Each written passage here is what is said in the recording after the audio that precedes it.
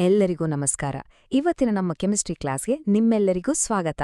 ನಾವು ಪ್ರತಿದಿನ ಬೆಳಗ್ಗೆ ಎದ್ದು ಬಳಸೋ ಸೋಪಿನಿಂದ ಹಿಡಿದು ನಮಗೆ ಹುಷಾರಿಲ್ಲದಿದ್ದಾಗ ತಗೊಳ್ಳೋ ಮಾತ್ರೆಗಳವರೆಗೆ ನಮ್ಮ ಸುತ್ತಮುತ್ತ ಎಲ್ಲ ಕಡೆ ಕೆಮಿಸ್ಟ್ರಿ ಇದೆ.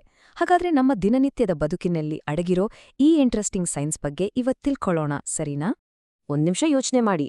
ನಾವು ತಲೆನೋವಿಗೆ ಬಳಸೋ ಪೇನ್ ಕಿಲ್ಲರ್, ಮನೇಲಿ ಉಪ್ಪಿನಕಾಯಿ ಕೆಟ್ಟು ಹೋಗ್ಬಾರ್ದು ಅಂತ ಹಾಕೋ ಪ್ರಿಸರ್ವೇಟಿವ್, ಮತ್ತೆ ನಾವು ಸ್ನಾನಕ್ಕೆ ಬಳಸೋ ಸೋಪ್ ನೋಡಕ್ಕೆ ಒಂದಕ್ಕೊಂದು ಸಂಬಂಧನೇ ಇಲ್ಲ ಅನ್ಸುತ್ತೆ ಅಲ್ವಾ? ಆದ್ರೆ ಈ ಮೂರರಲ್ಲೂ ಒಂದು ಕಾಮನ್ ಪಾಯಿಂಟ್ ಇದೆ. ಅದೇನು ಅಂತ ಗೆಸ್ ಮಾಡ್ಬೋದಾ? ನೀವೇನಾದ್ರೂ ಗೆಸ್ ಮಾಡಿದ್ರೆ ಇಲ್ಲಿದೆ ನೋಡಿ ಉತ್ತರ. ಇವೆಲ್ಲವೂ ಬೇಸಿಕಲಿ ಕೆಮಿಕಲ್ಸ್. ನಮ್ಮ ಡೈಲಿ ಲೈಫಿನ ಒಂದೊಂದು ಪ್ರಾಬ್ಲಮ್ಗೆ ಒಂದೊಂದು ಕೆಮಿಕಲ್ ಸೊಲ್ಯೂಷನ್. ನೋವು ಬಂತಾ? ಅದಕ್ಕೊಂದು ಕೆಮಿಕಲ್. ಆಹಾರ ಹಾಳಾಗ್ಬಾರ್ದಾ? ಅದಕ್ಕೊಂದು. ಮೈಯೆಲ್ಲ ಕೊಳೆಯಾಯ್ತಾ? ಅದಕ್ಕೂ ಒಂದು. ನೋಡಿ, ಪ್ರತಿಯೊಂದು ಸಮಸ್ಯೆಗೆ ಕೆಮಿಸ್ಟ್ರಿ ಹತ್ರ ಒಂದು ಪರಿಹಾರ ಇದ್ದೇ ಇದೆ. ಸರಿ, ಹಾಗಾದ್ರೆ ಇವತ್ತಿನ ನಮ್ಮ ಕ್ಲಾಸ್ನಲ್ಲಿ ಏನೇನ್ ಕಲಿಬೋತಿದೀವಿ ಅಂದ್ರೆ, ಮೊದಲು ಕೆಮಿಸ್ಟ್ರಿ ಹೇಗೆ ನಮ್ಮ ಕಣ್ಣಿಗೆ ಕಾಣದ ಹೆಲ್ಪರ್ ಅಂತ ನೋಡೋಣ. ಆಮೇಲೆ ನಮ್ಮ ಮನಸ್ಸು ಮತ್ತು ನೋವಿಗೆ ಬಳಸೋ ಮೆಡಿಸಿನ್ಸ್ ಬಗ್ಗೆ ಮಾತಾಡೋಣ. ನಂತರ ಸಣ್ಣ ಸಣ್ಣ ಜೀವಿಗಳ ವಿರುದ್ಧ ಹೋರಾಡೋ ಕೆಮಿಕಲ್ಸ್, ನಮ್ಮ ಫುಡ್ನಲ್ಲಿರೋ ಕೆಮಿಸ್ಟ್ರಿ ಮತ್ತು ಕೊನೆಗೆ ನಮ್ಮ ಕ್ಲೀನಿಂಗ್ ಏಜೆಂಟ್ಸ್ ಬಗ್ಗೆ ತಿಳ್ಕೊಳ್ಳೋಣ. ಓಕೆ, ನಮ್ಮ ಮೊದಲನೇ ಸೆಕ್ಷನ್ ಶುರು ಮಾಡೋಣ. ಕೆಮಿಸ್ಟ್ರಿ ನಮ್ಮ ಕಣ್ಣಿಗೆ ಕಾಣದ ಸಹಾಯಕ. ಇದರಲ್ಲಿ ನಾವು ಮೊದಲು ಡ್ರಗ್ಸ್ ಅಂದ್ರೆ ಔಷಧಿಗಳ ಹಿಂದಿರೋ ಸೈನ್ಸ್ ಬಗ್ಗೆ ಅರ್ಥ ಮಾಡ್ಕೊಳ್ಳೋಣ. ಡ್ರಗ್ ಅನ್ನೋ ಪದ ಕೇಳಿದ ತಕ್ಷಣ ನಮ್ಗೆ ಬೇರೆ ಬೇರೆ ಥಾಟ್ಸ್ ಬರುತ್ತೆ ಅಲ್ವಾ? ಆದ್ರೆ ಸೈಂಟಿಫಿಕ್ ಆಗಿ ಇದರ ಅರ್ಥ ಏನು? ಮೊದಲು ಅದರ ಡೆಫಿನೇಷನ್ ನೋಡೋಣ. Medicinal chemistry, a discipline at the intersection of chemistry and pharmacology involved with design, chemical synthesis and development for market of pharmaceutical agents, drugs.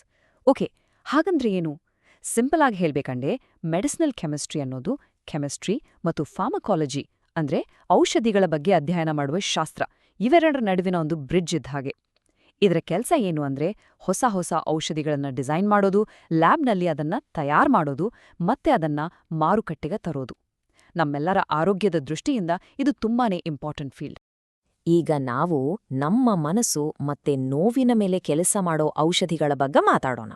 ಇವುಗಳನ್ನ ಸ್ಪೆಸಿಫಿಕ್ ಆಗಿ ನ್ಯೂರಾಲಾಜಿಕಲಿ ಆಕ್ಟಿವ್ ಡ್ರಗ್ಸ್ ಅಂತ ಕರೀತಾರೆ. ಹೆಸರಲ್ಲೇ ಇದೆಯಲ್ಲ, ಇವು ನೇರವಾಗಿ ನಮ್ಮ ನರಮಂಡಲ ಅಂದ್ರೆ ನಮ್ಮ ನರ್ವಸ್ ಸಿಸ್ಟಮ್ ಮೇಲೆ ಪ್ರಭಾವ ಬೀರುವ ಕೆಮಿಕಲ್ಸ್. ಈ ಕ್ಯಾಟಗರಿಲಿ ಬರುವ ಒಂದು ಮುಖ್ಯವಾದ ಡ್ರಗ್ ಅಂದ್ರೆ ಟ್ರ್ಯಾಂಕ್ವಿಲೈಸರ್ಸ್. ಡೆಫಿನಿಷನ್ ಓದೋಣ. Tranquilizers, a class of chemical compounds used for the treatment of stress, mild or even severe mental diseases. So ಇವುಗಳು ಏನ್ ಮಾಡುತ್ತೆ ಅಂದ್ರೆ, ನಮ್ಮನ್ನ ಕಾಡುವ ಸ್ಟ್ರೆಸ್, ಆತಂಕ ಮತ್ತು ಕೆಲವೊಂದು ಸಣ್ಣ ಅಥವಾ ಗಂಭೀರ ಮಾನಸಿಕ ಕಾಯಿಲೆಗಳಿಗೆ ಚಿಕಿತ್ಸೆ ನೀಡಲು ಬಳಸುವ ಕೆಮಿಕಲ್ಸ್. ಇವು ನಮ್ಮ ಮನಸ್ಸನ್ನ ಶಾಂತಗೊಳಿಸಲು ಸಹಾಯ ಮಾಡುತ್ತೆ. ಇಲ್ಲಿ ನೋಡಿ, ನಾವು 2 ಇಂಪಾರ್ಟೆಂಟ್ ಟ್ರ್ಯಾಂಕ್ವಿಲೈಸರ್ಗಳ ಸ್ಟ್ರಕ್ಚರ್ ಮೇಲೆ ಫೋಕಸ್ ಮಾಡೋಣ: ಇಕ್ವಾನಲ್ ಮತ್ತೆ ವ್ಯಾಲಿಯಮ್. ನಿಮ್ಮ ಎಕ್ಸಾಮ್ಸ್ ದೃಷ್ಟಿಯಿಂದ ಇವುಗಳ ಹೆಸರು ಮತ್ತೆ ಉಪಯೋಗ ತುಂಬಾ ಮುಖ್ಯ, ಗಮನದಲ್ಲಿಟ್ಕೊಳ್ಳಿ. ಇವುಗಳ ಕೆಮಿಕಲ್ ಸ್ಟ್ರಕ್ಚರ್ ನೋಡಕ್ಕೆ ಸ್ವಲ್ಪ ಕಾಂಪ್ಲೆಕ್ಸ್ ಆಗಿ ಕಂಡ್ರೂ ಸ್ಟ್ರೆಸ್ ಮತ್ತೆ ಡಿಪ್ರೆಷನ್ ಕಂಟ್ರೋಲ್ ಮಾಡೋದ್ರಲ್ಲಿ ಇವುಗಳ ಪಾತ್ರ ಬಹಳ ದೊಡ್ಡದು. ಸರಿ, ಈಗ ಇನ್ನೊಂದು ತುಂಬಾನೇ ಇಂಪಾರ್ಟೆಂಟ್ ಮೆಡಿಸಿನ್ ಬಗ್ಗೆ ಮಾತಾಡೋಣ: analgesics. Analgesics, chemicals which reduce or abolish pain without causing impairment of consciousness, mental confusion or paralysis. ಇದರ ಅರ್ಥ ತುಂಬಾ ಸಿಂಪಲ್. ಎನಾಲ್ಜೆಸಿಕ್ಸ್ ಅಂದ್ರೆ ಪೇನ್ ಕಿಲ್ಲರ್ಸ್. ನೀವು ತಲೆನೋವಿಗೆ ಮಾತ್ರೆ ತಗೊಂಡಾಗ ನೋವು ಹೋಗುತ್ತೆ ಅಷ್ಟೇ. ನಿಮ್ಗೆ ತಲೆ ಸುತ್ತು, ಕನ್ಫ್ಯೂಷನ್ ಅಥವಾ ಪ್ಯಾರಾಲಿಸಿಸ್ ಏನೂ ಆಗಲ್ಲ ಅಲ್ವಾ? ಅದೇ ಇವುಗಳ ಕೆಲ್ಸ. ಪ್ರಜ್ಞೆ ತಪ್ಪಿಸದೆ ನೋವನ್ನ ಕಡಿಮೆ ಮಾಡು. ಈ ಅನಾಲ್ಜೆಸಿಕ್ಸ್ನಲ್ಲಿ 2 ಮುಖ್ಯ ವಿಧಗಳಿವೆ. ಇದು ಎಕ್ಸಾಮ್ನಲ್ಲಿ ಖಂಡಿತ ಕೇಳೋ ಪ್ರಶ್ನೆ, ಸೊ ಕೇರ್ಫುಲ್ ಆಗಿ ಕೇಳಿಸ್ಕೊಳ್ಳಿ. ಒಂದು ನಾನ್ ನಾರ್ಕೋಟಿಕ್, ಇನ್ನೊಂದು ನಾರ್ಕೋಟಿಕ್. ನಾನ್ ನಾರ್ಕೋಟಿಕ್ ಅಂದ್ರೆ ಇವು ಚಟಬರಿಸಲ್ಲ, ಅಡಿಕ್ಟಿವ್ ಅಲ್ಲ, ತಲೆನೋವಿನಂತಹ ಸಣ್ಣ ಪುಟ್ಟ ನೋವಿಗೆ ಬಳಸ್ತಾರೆ. ಆಸ್ಪಿರಿನ್, ಪ್ಯಾರಾಸಿಟಮಾಲ್ ಎಲ್ಲ ಇದಕ್ಕೆ ಎಕ್ಸಾಂಪಲ್.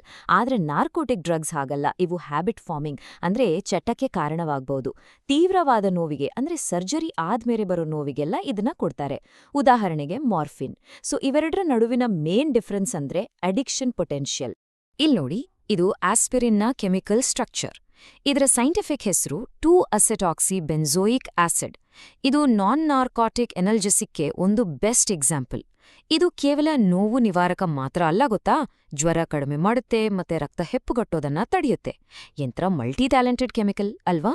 ಸರಿ, ಬನ್ನಿ ನಮ್ಮ ಮುಂದಿನ ಯುದ್ಧಕ್ಕೆ ಹೋಗೋಣ. ಹೌದು, ಇದು ಒಂದು ರೀತಿಯ ಕೆಮಿಕಲ್ ವಾರ್. ಯಾರ ವಿರುದ್ಧ ಅಂದ್ರೆ, ನಮ್ಮ ಕಣ್ಣಿಗೆ ಕಾಣದ ಶತ್ರುಗಳಾದ ಬ್ಯಾಕ್ಟೀರಿಯಾ, ವೈರಸ್ ತರಹದ ಜೀವಿಗಳ ವಿರುದ್ಧ. Let's talk about chemicals that fight microbes. ಇದರಲ್ಲಿ ಮೊದಲು ಬರೋದೇ ಆಂಟಿಬಯೋಟಿಕ್ಸ್. ಡೆಫಿನಿಷನ್ ನೋಡೋಣ. Antibiotics chemical, synthetic substances produced by microorganisms that inhibit the growth or even destroy other microorganisms. ಇದು ಎಷ್ಟು ಫ್ಯಾಸಿನೇಟಿಂಗ್ ನೋಡಿ. ಆಂಟಿಬಯೋಟಿಕ್ಸ್ ಅಂದ್ರೆ ಒಂದು ಸೂಕ್ಷ್ಮಜೀವಿಯಿಂದಾನೇ ತಯಾರಾಗಿ ಬೇರೆ ಹಾನಿಕಾರಕ ಸೂಕ್ಷ್ಮಜೀವಿಗಳನ್ನ ಸಾಯಿಸುವ ಅಥವಾ ಅವುಗಳ ಬೆಳವಣಿಗೆಯನ್ನ ನಿಲ್ಲಿಸುವ ಕೆಮಿಕಲ್ಸ್. ಇದೊಂದು ರೀತಿ ಸೂಕ್ಷ್ಮಜೀವಿಗಳ ಲೋಕದಲ್ಲಿ ನಡೆಯೋ ಯುದ್ಧ. ನಾವು ಅವರ ಅಸ್ತ್ರಗಳನ್ನೇ ನಮ್ಮ ಉಪಯೋಗಕ್ಕೆ ಬಳಸ್ಕೊಳ್ತಿದ್ದೀವಿ. ಓಕೆ, ಈಗ ತುಂಬಾ ಜನರಿಗೆ ಕನ್ಫ್ಯೂಸ್ ಆಗೋ ಒಂದು ಟಾಪಿಕ್ ಆಂಟಿಸೆಪ್ಟಿಕ್ಸ್ ಮತ್ತೆ ಡಿಸ್ಇನ್ಫೆಕ್ಟೆಂಟ್ಸ್ ನಡುವಿನ ವ್ಯತ್ಯಾಸ. ಇದು ತುಂಬಾ ಸಿಂಪಲ್ ನೋಡಿ. ಇವೆರಡರ ನಡುವಿನ ಮುಖ್ಯ ವ್ಯತ್ಯಾಸ ಅಂದ್ರೆ ನಾವು ಅದನ್ನ ಎಲ್ಲಿ ಬಳಸ್ತೀವಿ ಅನ್ನೋದು. ಆಂಟಿಸೆಪ್ಟಿಕ್ಸ್ನ ಗಾಯದ ಹಾಗೆ ನಮ್ಮ ದೇಹದ ಮೇಲೆ ಅಂದ್ರೆ ಜೀವಿಗಳ ಮೇಲೆ ಬಳಸ್ತೀವಿ. ಡೆಟಾಲ್ ನೆನಪಿಸ್ಕೊಳ್ಳಿ. ಡಿಸ್ಇನ್ಫೆಕ್ಟೆಂಟ್ಸ್ನ ನೆಲ, ಟೇಬಲ್, ಆಪರೇಷನ್ ಉಪಕರಣಗಳ ಹಾಗೆ ನಿರ್ಜೀವ ವಸ್ತುಗಳ ಮೇಲೆ ಬಳಸ್ತೀವಿ. ಸೊ ಆಂಟಿಸೆಪ್ಟಿಕ್ಸ್ ಗಾಯದ ಮೇಲೆ, ಡಿಸ್ಇನ್ಫೆಕ್ಟೆಂಟ್ ನೆಲದ ಮೇಲೆ. ಇಷ್ಟು ನೆನ್ಪಿಟ್ಕೊಂಡ್ರೆ ಸಾಕು. ಓಕೆ, ಈಗ ನಾವು ಮೆಡಿಸಿನ್ಸಿಂದ ನಮ್ಮ ಕಿಚನ್ಗೆ ಶಿಫ್ಟ್ ಆಗೋಣ. ಹೌದು, ನಮ್ಮ ಅಡುಗೆ ಮನೆಯಲ್ಲೂ ಕೆಮಿಸ್ಟ್ರಿ ಇದೆ. ನಾವು ತಿನ್ನೋ ಆಹಾರ ಕೆಟ್ಟು ಹೋಗದಂತೆ ನೋಡಿಕೊಳ್ಳಲು ಮತ್ತೆ ಅದರ ರುಚಿ ಹೆಚ್ಚಿಸಲು ಕೆಮಿಸ್ಟ್ರಿ ಹೇಗೆ ಹೆಲ್ಪ್ ಮಾಡುತ್ತೆ ಅಂತ ನೋಡೋಣ. ಇದರಲ್ಲಿ ಮೊದಲು ಬರೋದು ಆರ್ಟಿಫಿಷಿಯಲ್ ಸ್ವೀಟ್ನರ್ಸ್. ಅದರ definition: artificial sweeteners, chemical substances which provide sweetness to the food without increasing the calories of the body. ಅಂದ್ರೆ ನಿಮ್ಗೆ ಸಿಹಿ ಬೇಕು, ಆದ್ರೆ ಕ್ಯಾಲರಿ ಬೇಡ. ಆಗ ಇವು ಬಳಕೆಗೆ ಬರ್ತವೆ. ಕೆಮಿಕಲ್ಸ್ ನಿಮ್ಗೆ ಸ್ವೀಟ್ಸ್ ಕೊಡುತ್ತೆ, ಆದ್ರೆ ನಿಮ್ಮ ಬಾಡಿಗೆ ಯಾವುದೇ ಎಕ್ಸ್ಟ್ರಾ ಕ್ಯಾಲರೀಸ್ ಸೇರ್ಸಲ್ಲ. ಡಯಾಬಿಟಿಸ್ ಇರೋರಿಗೆ ಮತ್ತೆ ವೇಟ್ ಕಂಟ್ರೋಲ್ ಮಾಡೋರಿಗೆ ಇದು ನಿಜಕ್ಕೂ ಒಂದು ವರದಾನ. ಈಗ ಈ ನಂಬರ್ಸ್ ನೋಡಿ, ನಿಮಗೆ ಆಶ್ಚರ್ಯ ಆಗತ್ತೆ. ನಾವು ದಿನ ಬಳಸೋ ಸಕ್ಕರೆಯ ಸಿಹಿಯನ್ನ 1 ಅಂತ ಇಟ್ಕೊಂಡ್ರೆ ಅಸ್ಪರ್ಟೇಮ್ ಅನ್ನೋದು 180 ಪಟ್ಟು ಹೆಚ್ಚು ಸಿಹಿ, ಸುಕ್ರಲೋಸ್ ಬರೋಬ್ಬರಿ 650 ಪಟ್ಟು, ಮತ್ತೆ ಅಲಿಟೇಮ್ ಇದನ್ನ ನಂಬಲೇಬೇಕು, ಬರೋಬ್ಬರಿ 2000 ಪಟ್ಟು ಹೆಚ್ಚು ಸಿಹಿ. ಅಬ್ಬಾ, ಅಂದ್ರೆ 1 ಚಮಚ ಸಕ್ಕರೆ ಬದಲು ನೀವೊಂದು ಸಣ್ಣ ಕಣ ಅಲಿಟೇಮ್ ಹಾಕಿದ್ರೆ ಸಾಕು. ಹಾಗೆಯೇ ಇಲ್ನೋಡಿ, ಇದು ತುಂಬಾ ಕಾಮನ್ ಆಗಿ ಬಳಸೋ ಆರ್ಟಿಫಿಷಿಯಲ್ ಸ್ವೀಟ್ನೋ ಆಸ್ಪರ್ಟೇಮ್ನ ಕೆಮಿಕಲ್ ಸ್ಟ್ರಕ್ಚರ್. ನೀವು ಕುಡಿಯೋ ಡಯಟ್ ಕೋಕ್ ಅಥವಾ ಲೋ ಕ್ಯಾಲರಿ ಫುಡ್ಸ್ಗಳಲ್ಲಿ ಹೆಚ್ಚಾಗಿ ಇದೇ ಇರೋದು. ಇದರ ಸ್ಟ್ರಕ್ಚರ್ನ ನೀವು ಗಮನಿಸಿದ್ರೆ ಇದೊಂದು ಡೈಪೆಪ್ಟೈಡ್ ಎಸ್ಟರ್. ಸರಿ, ಈಗ ನಾವು ನಮ್ಮ ಇವತ್ತಿನ ಕ್ಲಾಸ್ನ ಕೊನೆಯ ಟಾಪಿಕ್ಗೆ ಬಂದಿದ್ದೇವೆ. ನಮ್ಮನ್ನ ಕ್ಲೀನಾಗಿಡಲು ಸಹಾಯ ಮಾಡುವ ಕೆಮಿಕಲ್ಸ್ ಅಂದ್ರೆ ಸೋಪ್ ಮತ್ತೆ ಡಿಟರ್ಜೆಂಟ್ಸ್. ಇವು ನಿಜವಾಗ್ಲೂ ಹೇಗೆ ಕೆಲಸ ಮಾಡ್ತವೆ ಅಂತ ತಿಳ್ಕೊಳ್ಳೋಣ. ಮೊದಲು ಡಿಟರ್ಜೆಂಟ್ಸ್ ಡೆಫಿನಿಷನ್ ಮಾಡೋಣ. Detergents. These are used as cleansing agents. These reduce the surface tension of the solution and remove dirt and dust of clothes. Okay, ಅಂದ್ರೆ ಏನು? ನೀರಿನ ಮೇಲೆ ಒಂದು ತೆಳುವಾದ ಪೊರೆ ಇರುತ್ತೆ ಅಂತ ಅಂದ್ಕೊಳ್ಳಿ. ಅದನ್ನೇ ಸರ್ಫೇಸ್ ಟೆನ್ಷನ್ ಅಂತ ಕರೆಯೋದು.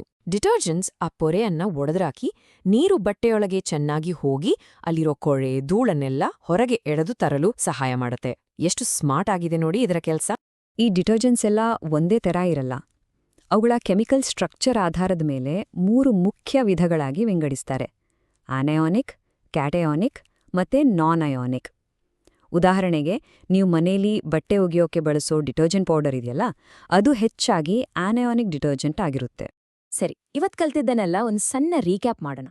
ಈ ಟೇಬಲ್ ನಿಮಗೆ ಎಲ್ಲವನ್ನೂ ಒಂದೇ ಕಡೆ ತೋರಿಸುತ್ತೆ. ನೋವು ನಿವಾರಕಕ್ಕೆ ಆಸ್ಪಿರಿನ್, ಆಂಟಿಬಯೋಟಿಕ್ಗೆ ಪೆನಿಸಿಲಿನ್, ಆಂಟಿಸೆಪ್ಟಿಕ್ಗೆ ಡೆಟಾಲ್ ಮತ್ತೆ ಆರ್ಟಿಫಿಷಿಯಲ್ ಸ್ವೀಟ್ನರ್ಗೆ ಆಸ್ಪರ್ಟೇಮ್. ನೀವು ಈ ಸ್ಲೈಡ್ನ ಒಂದು ಸ್ಕ್ರೀನ್ಶಾಟ್ ತೆಗೆದುಕೊಂಡ್ರೆ ರಿವಿಷನ್ ಮಾಡೋಕ್ಕೆ ತುಂಬಾನೇ ಹೆಲ್ಪ್ ಆಗುತ್ತೆ. ಹಾಗೆ ಹೋಗೋ ಮುಂಚೆ ನಿಮಗೊಂದು ಪ್ರಶ್ನೆ. ನಾವು ಇವತ್ತು ಮಾತಾಡಿದ ಈ ಎಲ್ಲ ಕೆಮಿಕಲ್ಸ್ಗಳಲ್ಲಿ ನಮ್ಮ ಆಧುನಿಕ ಜೀವನದ ಮೇಲೆ ಅತಿ ದೊಡ್ಡ ಪ್ರಭಾವ ಬೀರಿದ್ದು ಯಾವುದು ಅಂತ ನಿಮಗನ್ಸುತ್ತೆ? ಲಕ್ಷಾಂತರ ಜನರ ಪ್ರಾಣ ಉಳಿಸಿದ ಆಂಟಿಬಯೋಟಿಕ್ಸ್ಗಳ ಅಥವಾ ನಮ್ಮ ದಿನನಿತ್ಯದ ನೋವನ್ನು ಕಡಿಮೆ ಮಾಡುವ ಅನಲ್ಜೆಸಿಕ್ಸ್ಗಳ? ಇದ್ರ ಬಗ್ಗೆ ಸ್ವಲ್ಪ ಯೋಚನೆ ಮಾಡಿ. ಯಾಕಂದ್ರೆ ಸೈನ್ಸ್ ಅಂದ್ರೆ ಬರೀ ಫ್ಯಾಕ್ಟ್ಸ್ ನೆನ್ಪಿಟ್ಕೊಳ್ಳೋದಲ್ಲ, ಅದರ ಇಂಪ್ಯಾಕ್ಟ್ ಏನು ಅಂತ ಅರ್ಥ ಮಾಡ್ಕೊಳ್ಳೋದು. ಸರಿ, ಇವತ್ತಿಗೆ ಇಷ್ಟು ಸಾಕು. ಮುಂದಿನ ಕ್ಲಾಸಲ್ಲಿ ಮತ್ತೆ ಭೇಟಿಯಾಗೋಣ. ಧನ್ಯವಾದಗಳು.